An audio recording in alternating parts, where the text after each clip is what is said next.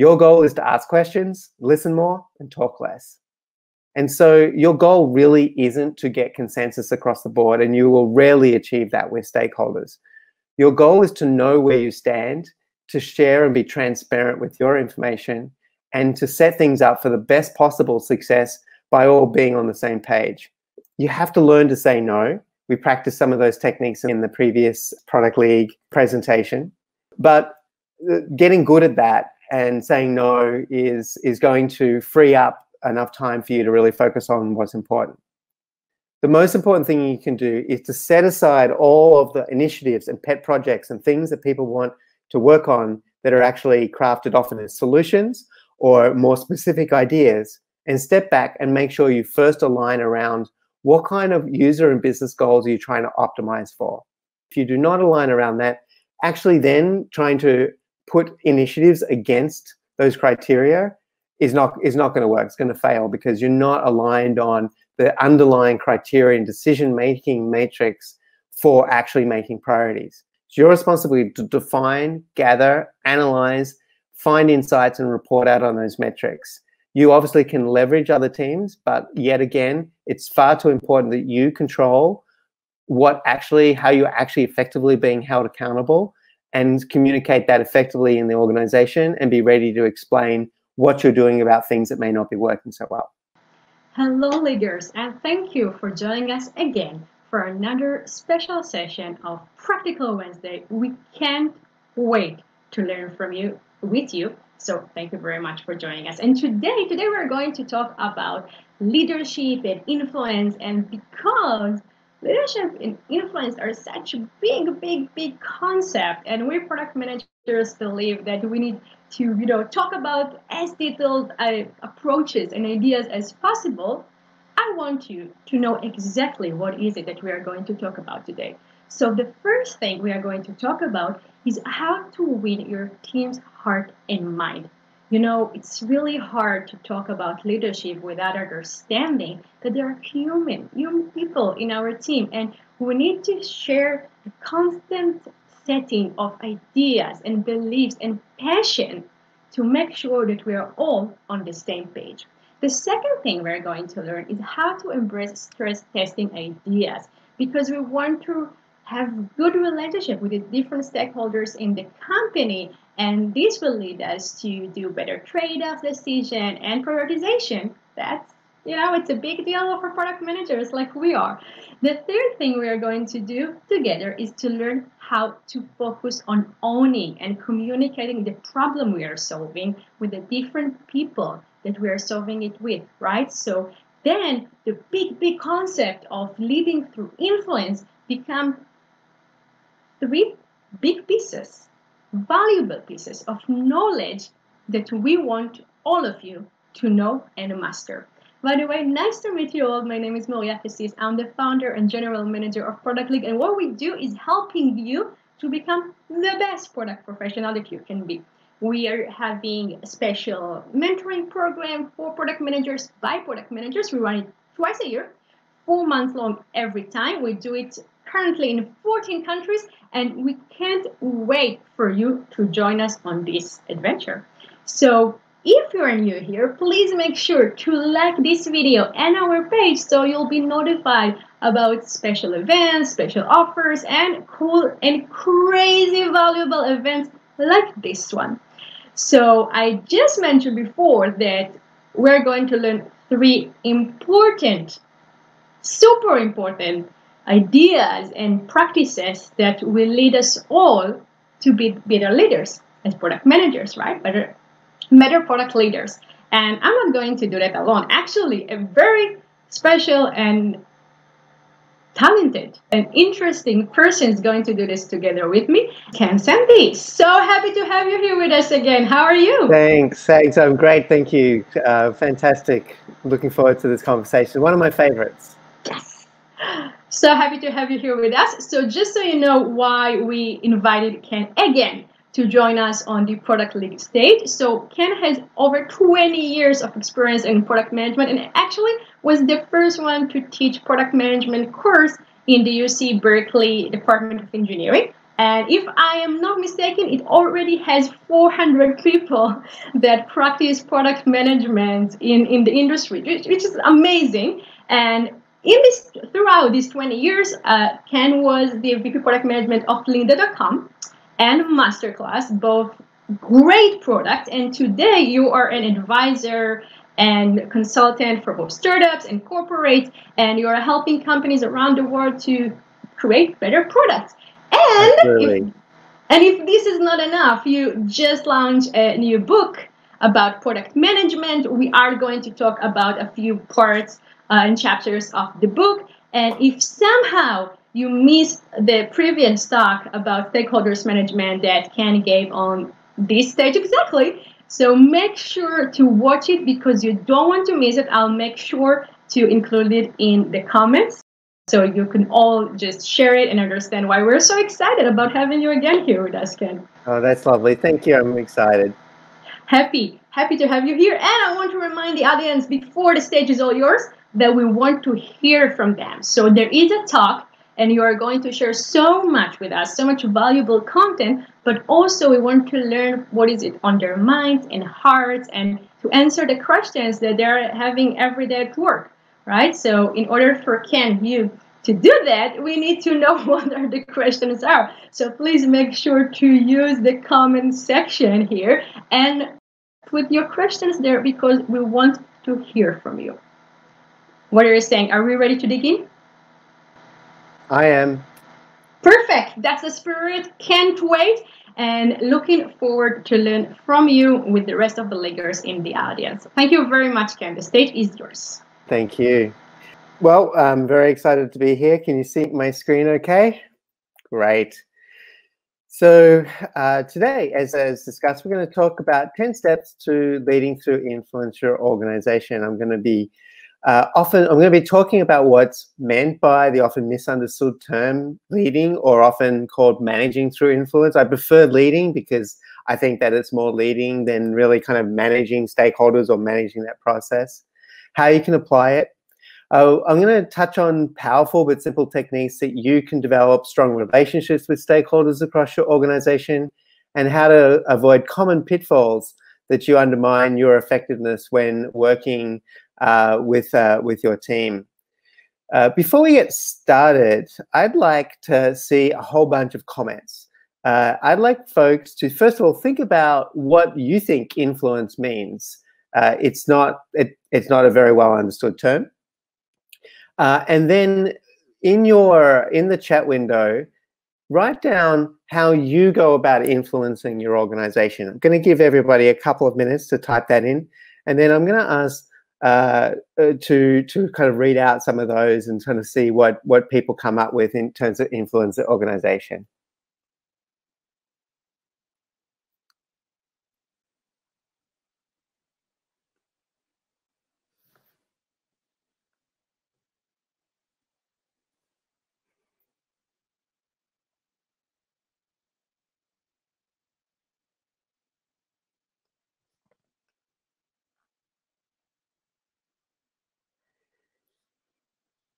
So, Moriya, could you please read out some of the comments that are coming on in?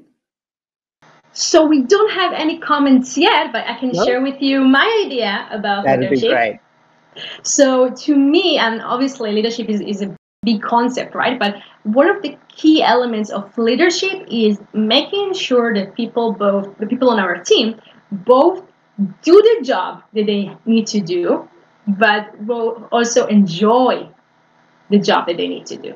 So when I find myself, in a day after hard day at work, like 11 p.m., just closing my laptop and driving home, and I'm satisfied, it's probably because I feel that we are focused on the vision and people are doing the job that we hired them to do, and that they are happy to do that and they enjoy it. Sounds great. Well, and we already have some, sorry to jump in, but we already have some comments from the audience. David says that influence is helping others to see your point of view. This is good. And another David, this is funny, we have two David in the crowd, is saying that through collaboration and involving others. Absolutely, absolutely. You're absolutely spot on that the two biggest techniques for influencing your organization are being effective through collaborating, involving others throughout your entire thought process, which can be seemingly to be quite time-consuming, but actually it is by far the most powerful influence technique, is to make sure everyone is really coming along for that same journey. So I'm going to start off by talking a little bit more about my definition of influence, and then being able to give you those 10 tips. So first of all, a story, sorry. In one of my very first product management roles, I was tasked by a C-level executive to lead a very important and urgent initiative. He asked me to get a team assembled to work on it right away. I was very ambitious and hungry for leadership opportunities, so I readily agreed. I called a meeting together, including people from marketing, engineering, and design. I gave a rousing speech asking that they drop whatever they were doing and commit themselves to this new goal that we had been asked to pursue, because it was of great importance to the C-level. Distressed by the urgency of this new priority, the team reluctantly agreed to switch gears and focus on what had been asked of them. And a few days later, the C-level executive approached me and asked to speak to me in private, and he was visibly angry. He proceeded to explain that several team members had actually come to him to complain that I'd steamrolled them into working on this new initiative, that I'd basically got them to drop everything without really any thoughts for what was important to them, and to kind of direct them into driving towards this new goal. I protested, but you asked me to do this. This is something you wanted, isn't it? And he said to me, yes, I want this, but no, I didn't ask you to operate that way. Instead of pushing them into doing something, I wanted you to motivate them. You should have explained why this was important, provide business context, and discuss the customer need. Just because I want it and asked you to lead it doesn't mean you can suddenly direct others. You use my position and my seniority to transfer authority to yourself. That weakens me. I want to inspire my team, not simply order them to work on something. I was shocked, and I'll never forget that lesson.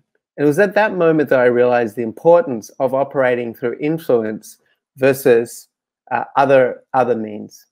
Influence, in my definition, is not just about driving goals and outcomes through helping get aligning behaviors and actions towards those outcomes, but it's actually also winning hearts and minds. Not only do you need to get people to behave in a certain way, you really need to get them to believe that they're pursuing a meaningful goal and that that is a shared purpose. You want them to be thinking about the problem broadly so they can bring their best game to work.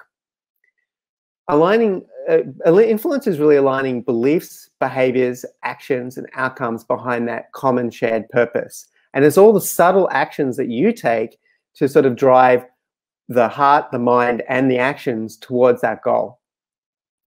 That's quite different from authority.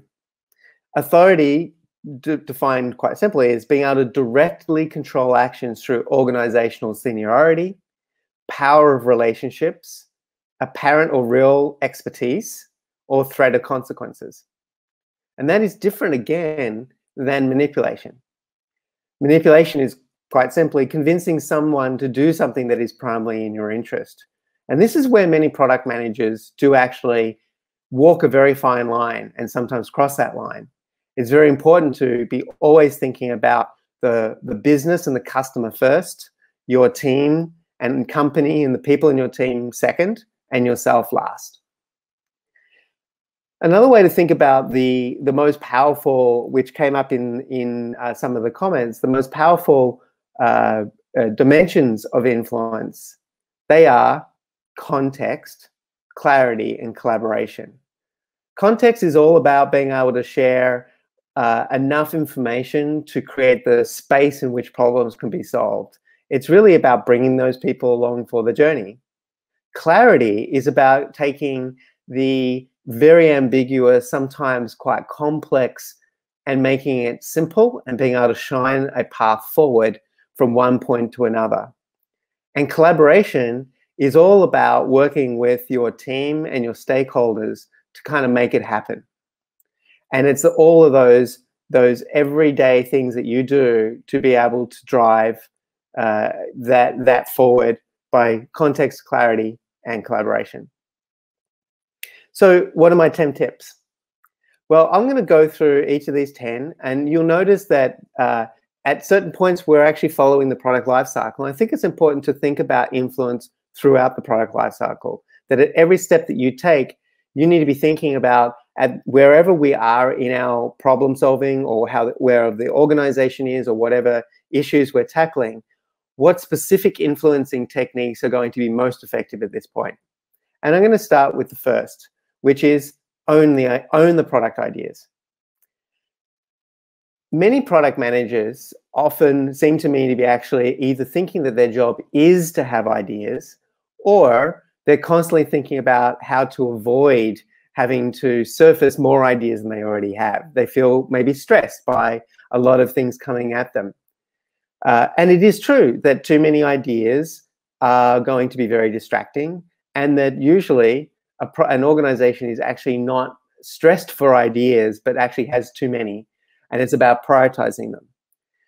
Remember that the product manager's job is not to build the right product, but not to build the product right, but to build the right product. To do so, it's very important to encourage and embrace ideas from wherever they come. They'll come from stakeholders, from your team. You'll want to encourage that process through brainstorming, and make sure that you're really open to new ideas and constantly exploring things. You'll want to relentlessly collect data and challenge those underlying assumptions so you can really understand and explore and make those ideas more robust. Your job is to really surface the right ideas and to push them forward. And then finally, ruthlessly prioritizing and evangelizing the best ideas. A framework that I introduced in the book is this simple matrix. If you think about, on one extreme is this notion of being in that imagination, imagining future possibilities. On one end of the other spectrum is inspecting what you have in front of you. It might be data, it might be the product you have today. On the other end is this divergent thinking of being very open-ended, while convergent is around driving a particular outcome and really focusing. 4 different mindsets come from that. There's the explorer mindset, which is really about looking for possible problems to solve, looking for different solutions, perhaps opening up the discussion to suspend all of the day-to-day, like resource constraints or any kind of issues that might be stopping you, to really explore the possibilities. Analyst is about you making sure you've got the best data at your hands, collecting that data, understanding how the product is performing, and understanding your customers' needs, both through qualitative and quantitative data. The challenger mindset is really about looking at things and understanding assumptions, even those assumptions from maybe projects that are pet projects from people who are more senior than you. It is your job to make sure that those ideas are challenged and robust. And then the evangelist, something that's often overlooked in the product management role, is really understanding, no matter where they came from, the best ideas, and really evangelizing those throughout the organization to get people super excited about them. My second tip: build relationships before you need them. Now, this was the subject of my last talk in depth. I will summarize some of the key things that are important. And this is really about building trust with stakeholders. Trust is actually quite simple if you remember this very simple formula. Trust is the frequency of quality interaction with different people. You'll notice that I say quality interaction because it's more than high-level talk over the water cooler or a hello. you've actually got to get to know people and engage in deeper dialogue around the business and around their roles and around your goals. But interestingly, the length of that interaction can be short. It's really about the frequency. So a very simple way to build trust is to think about who you need to be talking to more frequently and make sure you reach out, even if it's just for a couple of minutes. The second big factor is follow through. When you commit to something, even if it's like replying to an email in 12 hours, make sure you do that. Anytime you don't follow through, you lose trust. Anytime you follow through, you build a reputation as highly reliable. And then, of course, depending on your interactions, if you're coming across and being perceived as self-interested, that you're actually trying to achieve some goal, and worse, if you only ever talk to stakeholders when you're trying to achieve some kind of goal, you will lose trust, not build trust. But interestingly, if you do those things, trust can be built very, very effectively. My recommendation, start by defining your stakeholder group very broadly. Think about not just your manager or your manager's manager. In fact, just focusing on them can come off as self-interested. Instead, think broadly across the organization, not only your team, but maybe there are influencers at all different levels of seniority. There are different departments that need to make your product successful. Before you need those relationships, make sure that you meet with them one-on-one and start building an understanding of what's important to them, their goals, what motivates them, and what they think about your product. Your goal is to ask questions, listen more, and talk less. And then be explicit on your stakeholder management strategy. I have a stakeholder map. I list those people out. And when I'm working with and consulting with and coaching people, I do the same with them. And we lay out what their preferred communication styles are.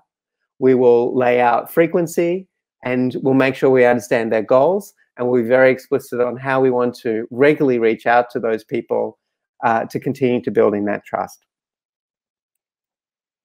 Another thing that came up in the last talk was my third tip, which is how do you think about seeking buy-in and no surprise policy. If you actually have this as your mode, you'll more often than not build a lot of very trusted stakeholder relationships and be much more influential in your organization. Essentially, you're seeking to pre-wire group consensus. Now, that's a dangerous word, and I'll come back to it in a minute. But you're seeking to pre-wire group consensus by previewing key points individually with stakeholders. Now, why are you doing that? Well, you're really trying to get time for them to digest what you're going to say and get on side with what you're going to say, particularly if it's controversial. It will forewarn you of issues that might derail you later, in particular in group settings. If they're forthcoming as you're pre-wiring or seeking that buy-in, you might flag something that's going to come up. It may still come up, but at least you've now understood that that issue is going to be surfaced, and you can be better prepared to head that off. And never share data or new news in a group setting where people will be hearing it for the first time. Share the uncomfortable early. It's inevitable you're going to have to share slipped dates, data that doesn't look so good, a decision that you've taken that may be wrong, a mistake you've made. Share that early and make sure that you don't surprise, in particular, senior stakeholders in meetings with something that is going to put them on the spot and maybe even make them look bad. Now, I mentioned the word consensus. It's a bit of a unattainable goal in most businesses. And so your goal really isn't to get consensus across the board, and you will rarely achieve that with stakeholders. Your goal is to know where you stand, to share and be transparent with your information, and to set things up for the best possible success by all being on the same page. You could be a victim of politics. Maybe information isn't being shared with you. Don't play politics. That's manipulation. Always try to be above board and play openly and with the company's best interests at heart, and usually the best outcome will result. My fourth tip, focus on the problem, not the solution. One of the hardest things for product managers to do, particularly given that we're generally great problem solvers and we have very clear ideas about what possible products might be actually delivered to customers, is to let go. Don't rush into defining solutions. You just don't understand the problem well enough. No matter how well you think you do, you probably don't understand it well enough. It's very important that you approach everything you're doing as simply something that you need to validate over time from your customer's viewpoint. That's why discovery is important. That's why constant validation with customers is important. If you do user research or customer research very rarely and maybe one-off in almost like a kind of a waterfall process, if you wait and build and build and build and then launch something and then start trying to figure out whether or not it's working, and yes, those practices are still rampant in our industry, then you're not actually focusing on the problem and really validating that problem before you decide on a specific solution to build. Approach things as hypotheses and seek to test possible solutions to that, more than one, ideally. Now, hypotheses are amazing things. They change not just the focus from the solution into the problem you're trying to solve. They anchor the team in the customer you're trying to solve this for, the problem or the need you're trying to address, how you might be doing that in a very differentiated way. Not only do they establish the problem statement, but it also removes a lot of that personal attachment to specific solutions or to specific paths that if they fail, maybe you're going to feel like that's a personal reflection on you. So by introducing hypotheses as a technique and always referring to this is something we don't yet know, here are our assumptions, here is what we're testing, you will actually be able to step back from your personal feelings and steward your organization through much more objectively. And then finally, by focusing on the problem, you set great context. Context is clarity. It motivates and empowers teams when they understand the underlying reasons that guide a specific course of action, the why, and you're not prescribing the what or the how, and indeed you're collaborating on the solutions and allowing your team to figure out how to get there. You will create a lot of energy, collaboration, collaborative opportunity. You will obviously be able to influence the solution because you'll have a point of view as well. But your goal is to allow your team to really come together around the problem and craft the best possible solution. My fifth tip, collaborate to set priorities. Prioritization. The process is the easy bit. The people are the hard bit. Just remember that. I've seen every prioritization tool you can imagine. And I would honestly say that none necessarily come up with better answers than others. Some are very quantitative, spend a lot of time gathering a lot of information, creating very complex business cases. But they're only going to be as good as the input. So if you've got a very well-known product with lots of levers that you've very much understood, your prioritization is probably going to be pretty good. But if you're trying to prioritize something very innovative where you have a lot of unknowns, that kind of prioritization may not work very effectively. I've seen prioritization work very effectively where it's an hour whiteboarding in the room to agree on goals and to kind of post-it note what we think are going to move those goals furthest, the quickest. So really, at the end of the day, the tool that you use is less important than making sure that you collaborate around the prioritization setting. The reason? Saying no is unpleasant. But yes can be worse. Yes can be worse because everything that you do is really a zero-sum game. Even agreeing to assess something. Yes, even if you get asked, can I look into something? And you say, okay, I'm being asked by a senior stakeholder to look into something. If you say even yes to analyzing that, that's something else that you are taking away yourself and your team from doing that might be more important. So you have to learn to say no. We practiced some of those techniques in the previous product league presentation. But getting good at that and saying no is going to free up enough time for you to really focus on what's important. When you are collaborating collaborating to set priorities, the most important thing you can do is to set aside all of the initiatives and pet projects and things that people want to work on that are actually crafted often as solutions or more specific ideas, and step back and make sure you first align around what kind of user and business goals are you trying to optimize for. I often lay these out as criteria or as themes, and I make sure that we're well aligned around that. If you do not align around that, actually then trying to put initiatives against those criteria is not going to work. It's going to fail because you're not aligned on the underlying criteria and decision-making matrix for actually making priorities. Once you are aligned, it gets a lot easier because some projects are very obvious as moving those goals forward.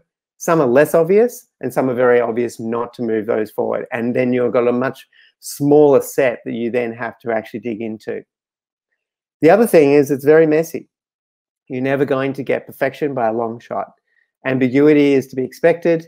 You will rarely have all the data you need. Just always be using the best available data. Remembering to not make a decision is actually making a decision to default to the status quo. So make decisions, particularly reversible decisions, quickly. If you're making a decision that's irreversible, it's totally understandable to take a lot more time to develop the data. But interestingly, most decisions are kind of reversible in that if you get it wrong, you might lose a little bit of time, a little bit of kind of implementation. You might have to throw away a little bit, but you've learned a lot and you can always backtrack. So using the best data available, do not get stuck in analysis paralysis, where basically you're seeking ever more data to try to justify your decisions. And again, sharing your process and your thinking behind that transparently is probably the most effective way to get stakeholders to also play along with that. My sixth tip, understand customers firsthand. It shocks me still at the sheer number of product managers who don't regularly speak, interview, or observe their customers directly. Please don't outsource the most important part of your role to other departments or to customer research or market data. It's so important that you are in a front seat and crafting and having that experience of your customers firsthand. It helps you build empathy and discover new opportunities. Things that may not come out in the research are your new observations and patterns that you see only that emerge after many customer interviews. You start seeing some things that just others haven't spotted yet. That's your job. You're building the empathy allows you to tell stories and to share that firsthand experience that you've seen customers have with your team. Better still, bringing them into that process so that they can also have that experience firsthand. I recommend frequent, informal, and lightweight engagement. Frequency, again, being more important than having everything planned and everything buttoned down. That informal lightweight allows you to engage very, very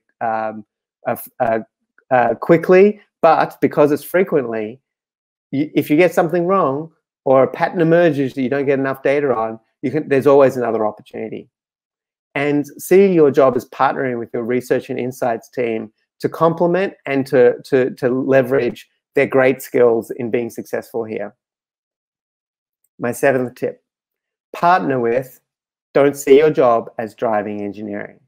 I'm sorry, engineering doesn't work for you. This is difficult because PMs are often held accountable to shipping product against scope, resource, timeline constraints, and yet they can really only influence that critical dependency, and that is the delivery of working software that solves the problem.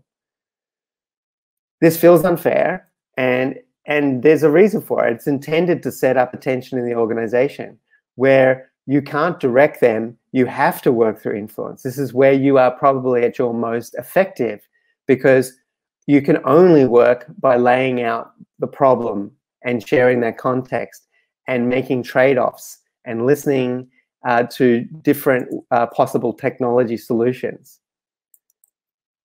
Focus on the why and encourage the engineering team to own the what and the how. Again, you influence that. You're never going to step way back from the solution that something pops out that you weren't predicting.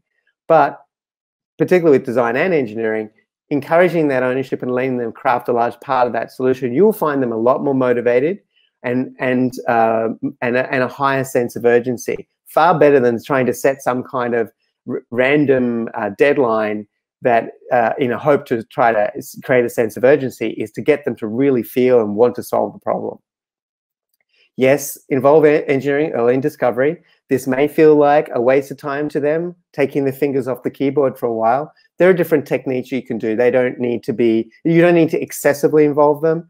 But when there's an opportunity to get an engineer who may be pushing back very hard on side by coming along to a customer interview, or maybe watching a video from a customer interview, or sending them snippets from the customer service reports that show that they give them great empathy with the problem and really drive the problem home in the customer's words. That kind of work can really motivate an engineer, in particular because they typically are problem solvers. And when they see a problem, particularly a problem that they've caused because their code's not working, they'll be on it. Always, whenever launching an initiative, take a step back, hold a kickoff, and share all the context that you have, even if you've gone over it with them before, because repetition, as you've seen, is very, very important. Also, at the end, have a retrospective to make sure that you're constantly thinking about improving the process and ways of working. When I say initiatives, I don't mean 6-month-long initiatives. Neither do I mean like sprint. I mean regularly, certainly quarterly, if not a little bit more frequently, having these regular kind of kickoffs around a package of working product that you want to deliver, and then having a retrospective to really provide a feedback loop to get better, will be very, very powerful. Tip number 8, they're yours to own. Proactively, decisively manage trade-offs. Be ready to make those tough calls early and throughout execution to keep the team on track. There is nothing worse from a team's perspective than an indecisive product manager.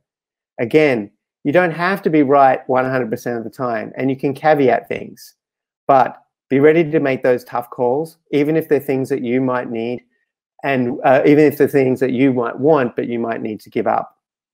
In your requirements, no nice to haves. Do the hard work up front to scope very, very tightly. The more narrow and clear that scope is, while still delivering value to your customer, that's important. Don't scope beyond that, down beyond that, but make sure that you don't have lots of nice to haves that just get thrown overboard. That's very, very frustrating and loses a lot of trust and respect quickly. Very sensitively navigate the things, the hot buttons that your engineering team will often respond to if presented poorly. Estimation and date setting are very sensitive topics. So trying to really engage them around estimating the work while acknowledging that there might be a lot of unknowns. And when asking and talking about dates, always keep in mind that those are not, they're fluid. They are not commitments. And that anytime you're communicating that to others, and particularly stakeholders, be aware that dates can be locked in very, very quickly, and engineers will become very, very frustrated, and other team members will become very, very frustrated by that. There is a tendency, obviously, in a desire to set dates. That can be more progressive. There are more techniques in the book. And finally, respect quality. When engineers push back, it's fine to challenge them, but don't constantly push back and show that you're not really respecting the fact that you might be accumulating tech debt. Tech debt is fine. Accumulating it's fine. It makes you move faster. But it becomes a time bomb if you don't constantly work that down. So giving your team time to actually manage that down and making trade-offs around what kind of scale you need, or being ready to actually put off things like adding new features to give the opportunity to harden and make sure the quality is there is very important. And my 9th tip is own outcomes, not projects. A product release, the launch, is not the finish line. It's actually the start of the marathon. It's very important that you make sure that during launch you're communicating and engaging across the stakeholder group.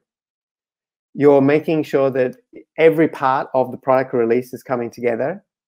You're making sure that whatever happens after launch, that you're managing those post-launch issues. And I do not mean the bugs and the technical issues.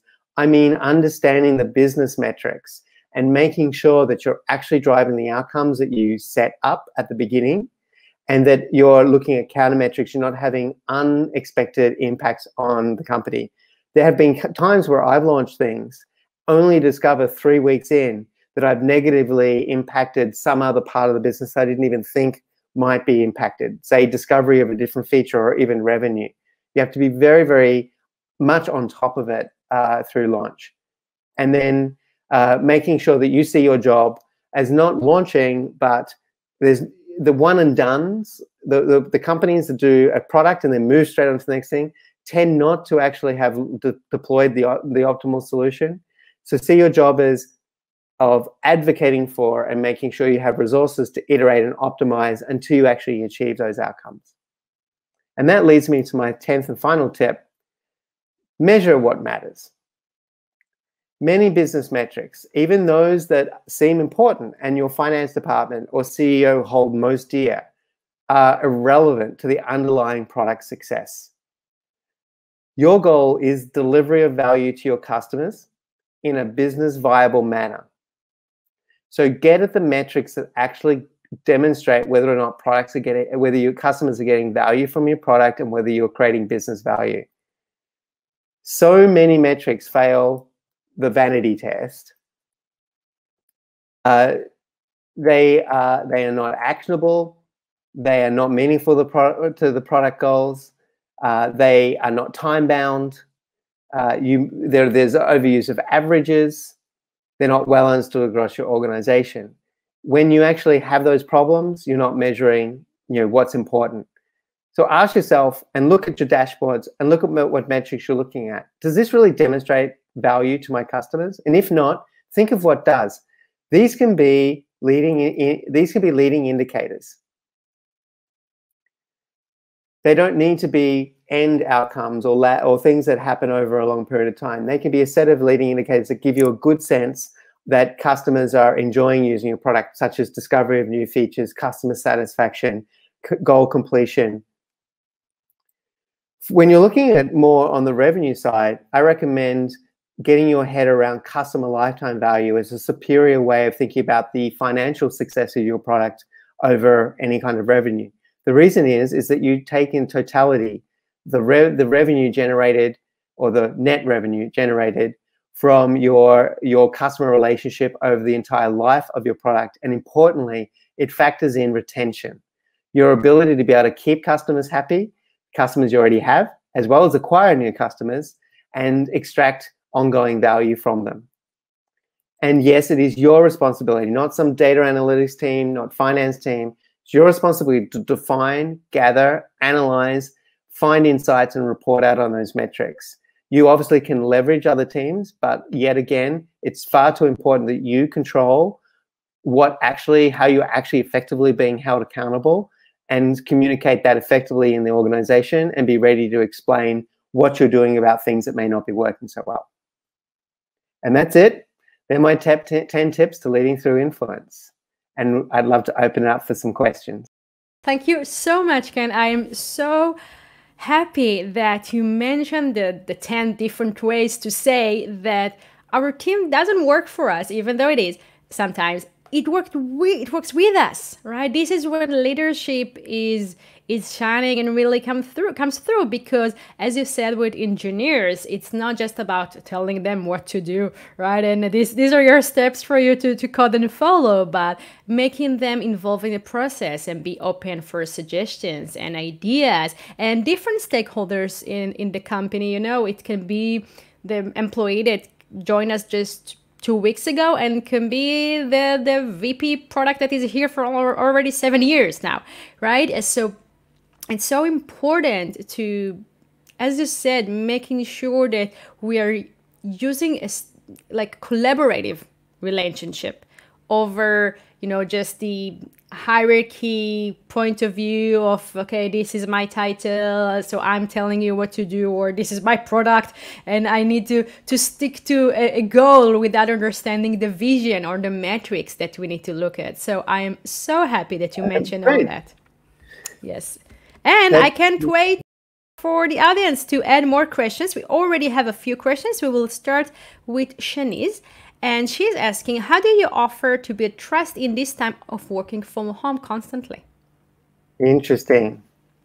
That's a really great question, and one that I've been struggling with, because I've actually been working with customers, clients of mine that I haven't even met personally yet, because I've come online while we've been in this state. And so it is a very, very challenging thing to do. And what I found to be effective is to think about what you do informally and be very deliberate about actually structuring that. And it's fine. It's not, it's not losing the spontaneity necessarily. It's not something that, is wrong. The bottom line is, if you can say, okay, I used to talk with this person informally over lunch once a week, or I have this person who I'm having some trouble with, I need to build that relationship. Be deliberate. Put it in your schedule. Ask them to have a virtual lunch. It might seem a little weird. That's fine. I've done virtual happy hours where you can have fun. In fact, as a product manager, it's important not to forget about celebration. So being effusive on Slack and making sure you call out your team and ask to actually present at all hands through Zoom.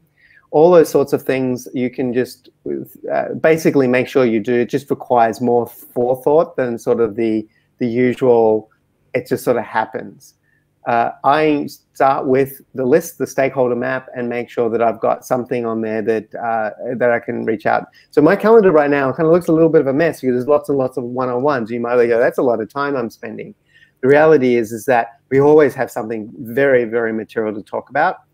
I will cancel those if there's something that's urgent that comes up, and people understand that. But I'm making sure I'm filling in my time effectively by reaching out to people. And that's basically the simplest thing you can do, because there's a lot of challenges. Now, by the way, that doesn't have to be face-to-face meeting. An email, I've been clipping articles and sending articles, or an interesting podcast that I saw, and I thought you might like to think about this. So you can show that you care and that you're interested in the other person through more than just talking at them or talking with them. And this is actually the tip that you gave last session with us, is for how to build better relationship with stakeholders overall in the company. And I said, guys, just think about your organization, think about the one person that you didn't talk with for a long time, and have a virtual coffee chat with them tomorrow morning. So I love the way that you stick to this critical factor of trust and relationship in everything that we do, because as you said, it's about the people behind the product, and just setting on the right way to do things. And this is awesome. With this in mind, we are moving to the next question from, I hope I pronounce it correctly, Al. And he is asking how to convince management with this way of conducting business, how to change corporate culture to adopt this brilliant way. Oh, well, thank you. So, very common question that comes up, and I'm actually not at all surprised that this came up. The reality is that much of what I'm talking about here is as an end state quite a culture shift for many, many companies, and you're going to run into barriers, and there'll be structural things that just make it very, very difficult. Common ones are a command control structure where stakeholders tend to try to drive most of the decisions.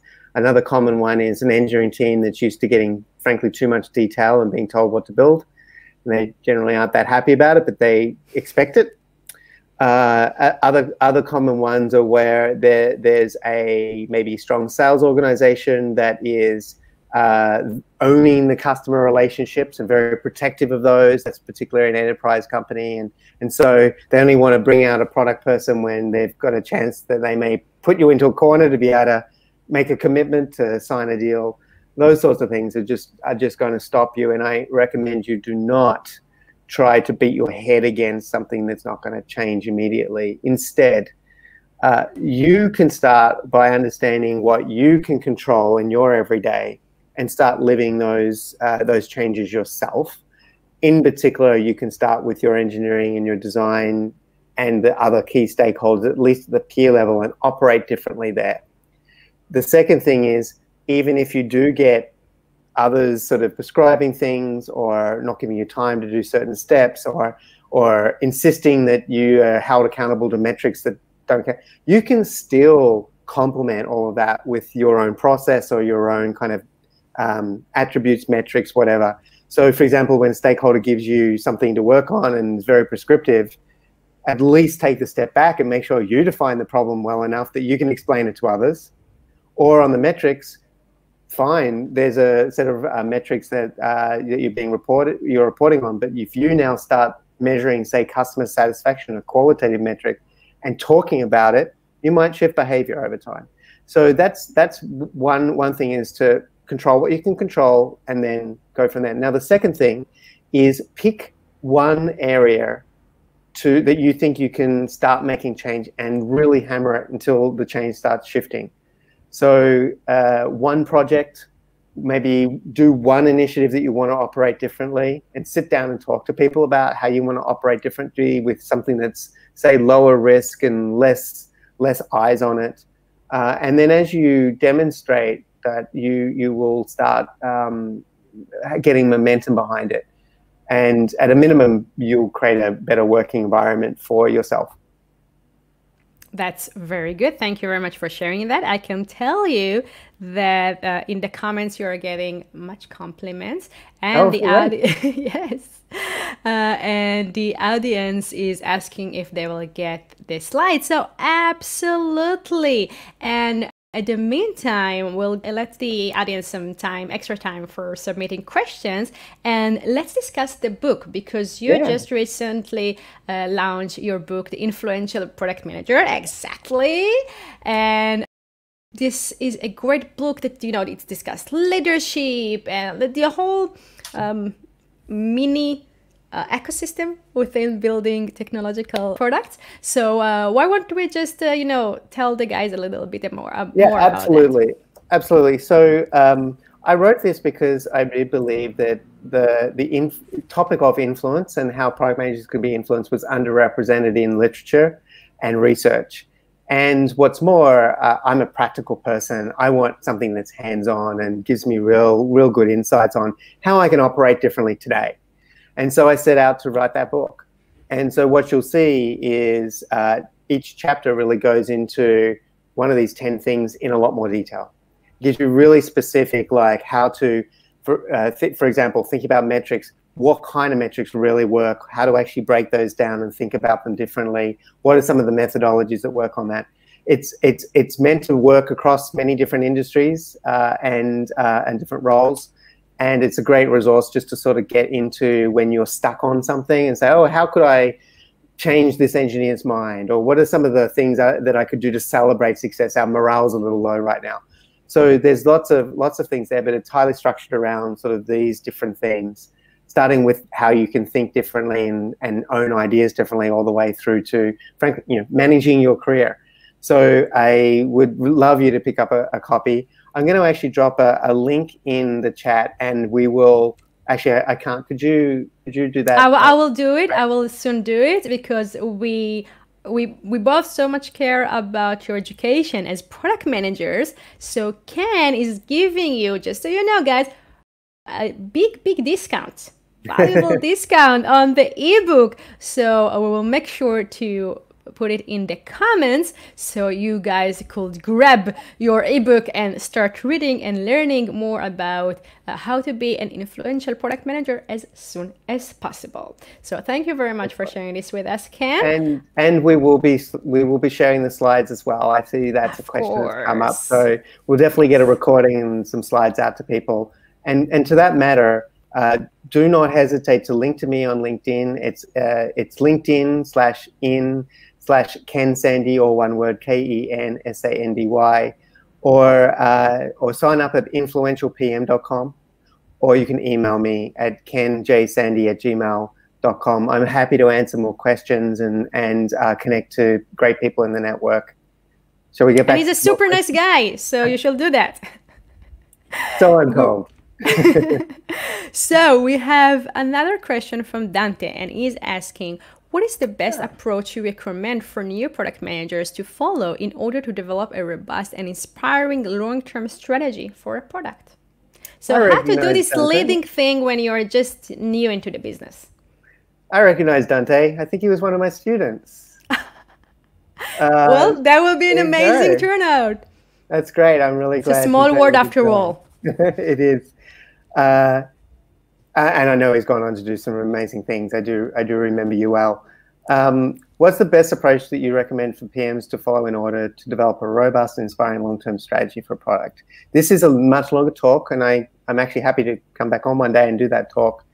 But essentially, there is a process that you can break down a vision. If you imagine the process looks like starting with a very high-level purpose, vision, statement, and then breaking it down progressively into more and more clear strategic pillars that then become key kind of like milestones that you need to achieve along the way. The strategic pillars include not just things you have to be good at, but things you really want to differentiate your product on. That's essential.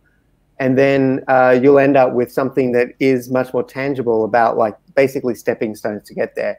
And that's basically the product strategy. I do a workshop on that, and you can do a quick and dirty version of it. The secret of success, unsurprisingly, maybe after this talk, is you collaborate with others as you go through that process. When you do that, no matter what you come out with, it's really about getting all of the points of view on the table and reconciling those points of view and driving clarity from that. How do I reconcile it? How do I make this simple? A really great product strategy deck can be 6 pages long and just really articulate kind of what problems we are solving, for whom, why, and what do we need to be really good at as a product team, and kind of roughly how we're getting there. I don't recommend sort of a roadmap that's super detailed, but definitely articulating the steps to get there, and then that's it. So that can be super inspiring, but only if you brought people along with you in that process. Absolutely. Thank you very much for that, Ken. And we are moving to another question from John, and he's asking, do you have any tips for striking the right balance between spending time on immediate core product management tasks versus proactive stakeholder management or other long-term investment? This is a good one. This is another question. I think I've just got my second book title ready. It's really tough. I understand that. There is 4 things that you can do with every task that comes your way. You can do it, you can delegate it, you can defer it, or you can delete it. Okay, so that's the only 4 things you can do. So get good at understanding what you really, really need to do and be kind of like ruthless on that. Understand what you can defer and kick the can down the road, and many things sometimes will take care of themselves. For example, this may not be something that an independent contributor PM might run into, but when I became a manager, I realized that by creating one-on-ones that had a regular cadence, a lot of the issues that people wanted me to solve kind of went away because they would save them up for the one-on-one. By the time the one-on-one came around, they'd solve the issues themselves anyway. So stuff like that, like being able to kind of defer wisely, obviously not a key stakeholder need, but There might be some things that you think, you know what, maybe this might go away, or it can wait, and I can let it, like, I can think about it and come back to it later. Delegate is very, very powerful. By delegating, you don't need people working for you. What can you give your engineering team to go do? Is there someone who's really fired up in your company that wants to be a PM one day? Like, what can you actually effectively ask others to kind of own? This is particularly powerful when you look at different tasks that are maybe less critical to you. And then, of course, delete is things you literally say, I don't need to actually attend that meeting. That's the big one, by the way. If you can honestly say, I'm not going to contribute. If I'm getting purely information out of that meeting, you'll probably get the information elsewhere. So those sorts of things are very powerful. I like to look at my calendar. I do a calendar audit. I look at that and I say, look, this stuff I don't want to be attending anymore or doing anymore. Or is there someone that I can give this to? So over time, I'm shifting things out. Now, at the end of the day, you still might have like 80 hours of stuff to do. So another mental model to operate is what am I actually being held accountable to? What are my metrics? They're my big rocks. And I need to fill my day with those big rocks first. Block out time, make sure you've got that time to spend on stakeholders, or in particular talking to customers, and fill your time in with the smaller stuff later. But if you fill in your time with all the smaller stuff, you'll never get to the big rocks. It's the best I can do at the moment, off the cuff. So true, and such a valuable share with our audience. Thank you very much for that. We are almost about to close our session, but I want to challenge you. You may already know how I'm going to challenge you, because I challenged you the same way on our previous talk, but I'm sure you'll handle it well. So what is the one thing that if we have to prioritize as the product managers we are, to do tomorrow morning in order to better influence and lead and lead through influence, right? To do it together, not separated. What is this one thing? And before you're answering, I want to remind the audience that we want to get to know you better and we want to stay in touch with you. So please make sure to like this video and to like our page so we could become product buddies and invite you to future events like this one. So Ken, let's prioritize. Awesome 10 tips, 10 steps, valuable steps. One thing that you want everyone to think about differently or to do differently tomorrow morning. What it would be.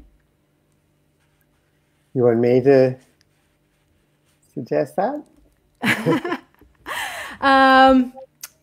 Yes, you know what? To me, the point that was closest to my heart was point number 7, calling PMs not to treat engineers as, like the straight form of employees, like do that, take these orders, but establish a more collaborative point of view. I think you nailed it. I think that the big takeaway, if you could take away the 3 C's: context, clarity, collaboration.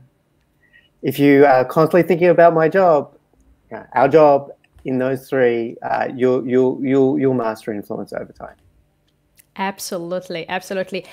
10 steps to lead through influence. Ken Sandhi, thank you so much for joining us today. As always, it's a pleasure to have you on our virtual stage, and it's such a great opportunity for our leaders to learn from you. Thank you for answering the questions submitted by the audience and sharing your thoughts. As mentioned before, we will share the slides, we will share the special link for you to get the book for special discounts, so you could start educate yourself on leading through influence as soon as possible. Thank you very much, Ken, and looking forward to our next time together. Thank you, everybody. Bye-bye.